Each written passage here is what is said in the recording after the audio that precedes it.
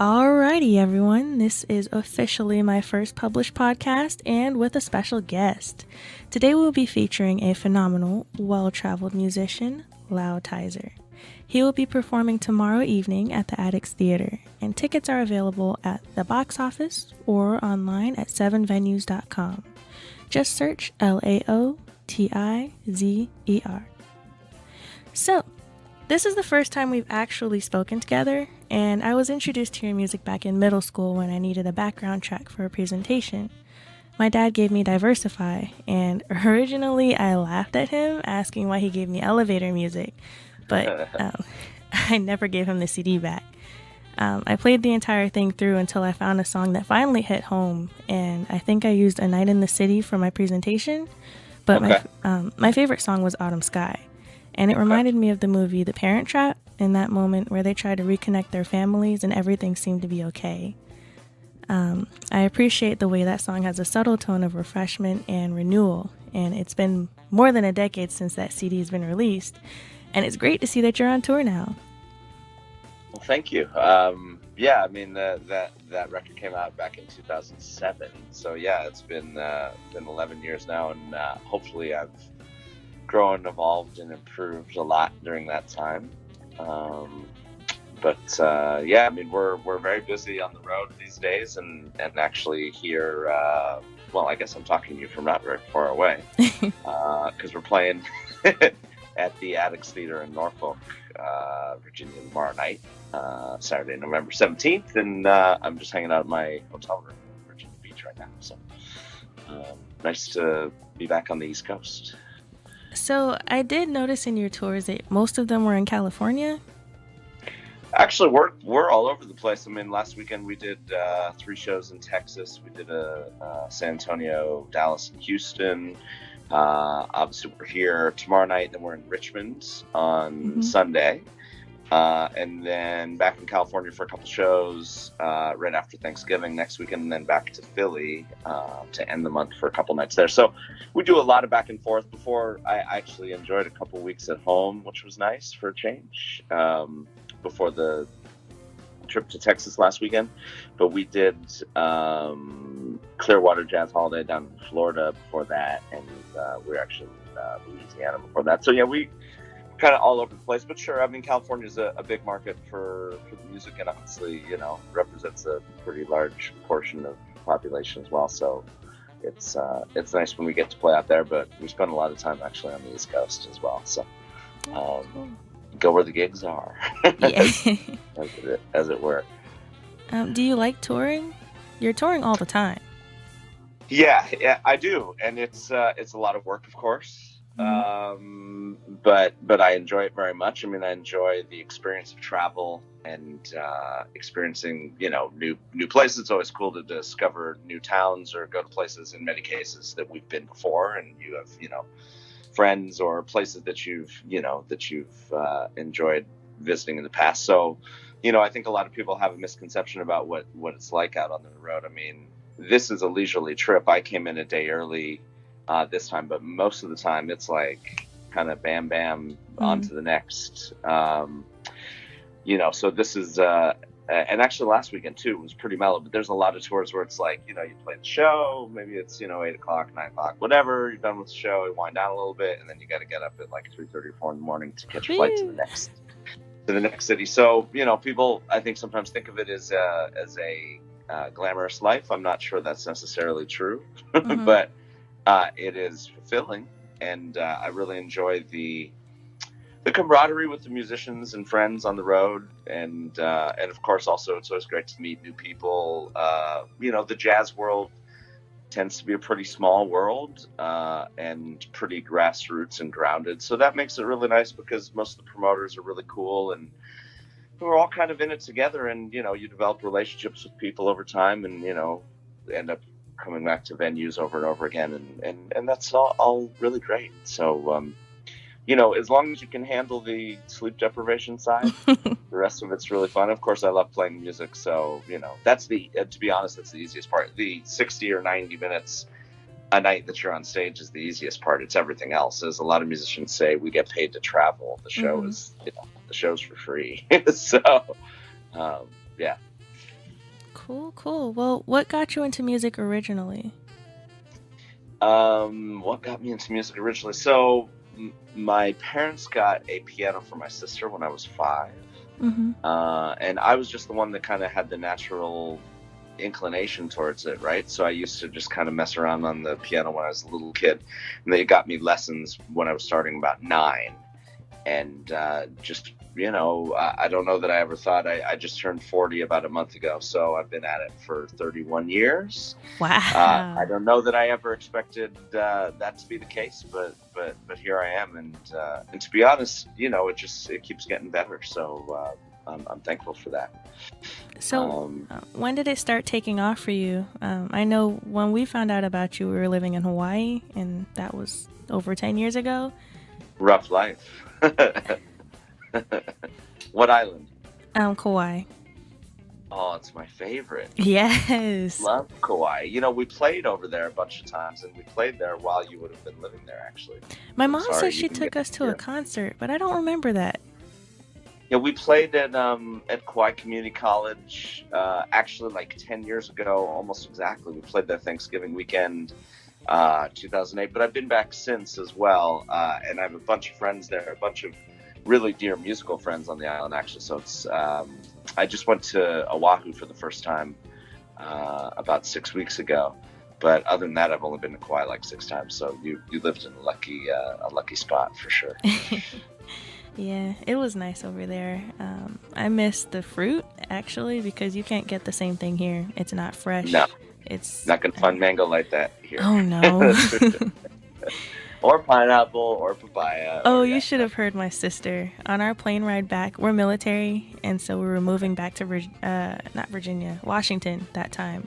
And my sister had a Dole's pineapple cup, and she took a bite out of it, literally was like, "That's nasty," and passed it to me. That transition back was different. Yeah, for sure. Kauai is a very special place. One of the most scenically beautiful places I've been to, North Shore especially. So, very cool. Yes. Yeah. Well, cool. So, for music, anyway, have you found that you were talented in other instruments as well? Has it always just been piano? Pretty much always just been piano. I mean, that's what I started with. I mean, of course, I play piano, I play keyboard, I play organ, but those are all rooted in the fact that it's still, a piano basically, and that it's set up the same notes. Although there's very different techniques involved. Playing organ and playing piano are completely different, other than the notes are the same. And I played flute in middle school for. I had to at the middle school I went to. We were required to play woodwind, so I think I played for 2 or 3 years. Mm-hmm. But to be honest, piano's enough of a challenge for me.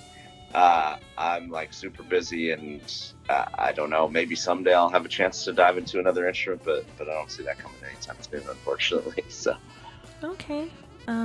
Well, do you write any of the pieces you guys perform, or is somebody writing them and you guys just put it together? However you're going to perform it.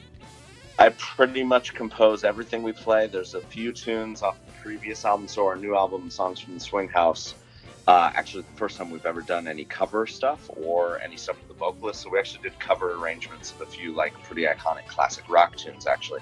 Mm-hmm. But the other 7 tracks on the record, the instrumentals are all original. I wrote 6 of them and then co-wrote the 7th one. The previous album, there was a few collaborative tunes, and the rest I wrote. And then on all the other albums, I pretty much wrote everything. So for the, I would say 90% of the time, I'm the composer. Mm-hmm. And then when it comes to arranging them, that's usually a little bit more collaborative with like the whole rhythm section and stuff. So, I'm fortunate to work with some really outstanding musicians. And so I'll bring in a song, and then we kind of work up the band arrangement of it from that. And, depending on the song, sometimes I have a more specific concept of what I want it to be. Mm-hmm. And sometimes I'm more open to what their suggestions might be. So it just kind of depends on the situation on any given piece. Cool. So another question about your band. How did you guys meet? I know this one is bigger, I think, than the last one was. Diversify, I think, was just you. Yeah, I mean, I had a band at the core at that time. There was like a core of 5 guys in the band. So what's happened over years is it's kind of grown into like a consortium. There's really like about 11 or 12 musicians that are kind of members of the group. Of course, we never play as 11 or 12 people all on stage at once. All our shows are anything from trio to 8-piece and everything in between. So it just kind of depends, but it's grown over time. And obviously, actually, out of the guys who are on the Diversify album, there's only one who's still in the band. So there's been big changes. The main change was like in the last 3 or 4 years, there's been big changes, and of course I appreciate my history with everybody, but the current lineup as it is now just definitely features some really outstanding musicians who all have like amazing credits. I mean, with really like some of the biggest names in music. So it's really cool, and the fact that we kind of perform in different configurations keeps it very fresh and vital and spontaneous. Which is the spirit of the music in the first place. So it's really a great thing. That is cool. Okay, and to close, did you expect this to take you as far as it has? Do you feel like you have any things that you haven't achieved yet? You mean music in general? Music and in life. Of many things. As far as music goes, I mean, I feel like I'm honestly just scratching the surface of what's possible, both as career success and recognition, and also musically. I mean, the beauty of an art, or of a life in the arts, in my case music, is that the growing never stops, right? And that's a really wonderful thing. So there's forever a challenge waiting around the corner. There's always room to grow. You've never mastered it all. There's always learning. So that's great. As far as like accolades and that kind of stuff, well, yeah, sure. I mean, it'd be nice to get nominated for a Grammy, or maybe win a Grammy one day or something like that. There's a lot, obviously to just increase our overall reach and recognition and acclaim. I mean, that's never really been what I'm after in my career, other than success. And to me, success is playing more shows at the better shows for larger audiences and getting to do the music which we've always done, meaning music that I want to be doing in a certain way. That in itself is already success, because I get to actually perform my music all around the world, all around the country and all around the world. So that's great. And it's just a matter of keeping forward momentum and growing your audience and growing yourself as both a person and a musician. And as for personal, I mean, there's all sorts of stuff, maybe kids one day, I don't all that kind of stuff. So, just trying to stay the course and keep growing and evolving and being the best version of me I can be. Okay, well, cool. Thank you for taking the time to speak with me today. I didn't want to take too much of it, since I know this is a free day for you. And you did get to do something today that was helpful to the next generation, and I know that they appreciate that. Yeah, that was very cool, and nice chatting with you. And I hope you're joining us for the show tomorrow night. I sure am. We'll see you there then. All right, well, thank you, and see you tomorrow. Okay, thanks, Sarah.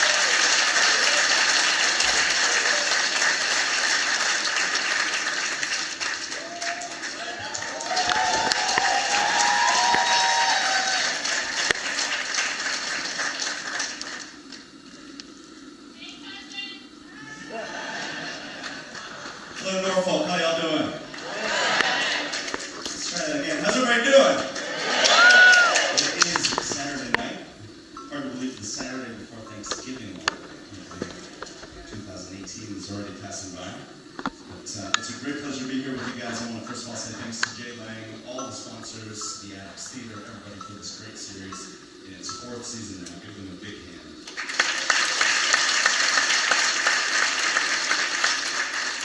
They're taking great care of us, and it's always a pleasure to be in Virginia, of course, with an outstanding group tonight. First of all, on the drums, please say hello to Mr. Gene Coy.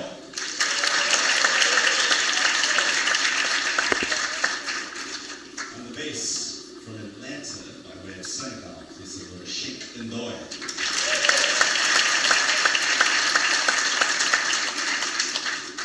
Of course, my good friend from New York, founder and leader of Special Effects, Mr. Chieli Minucci.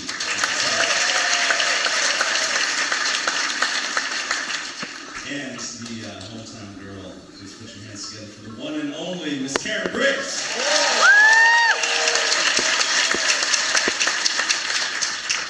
I hail from, as I often say, the People's Republic of Boulder, Colorado. And my name is Lao Tizer. I'll be your band leader for the next couple sets.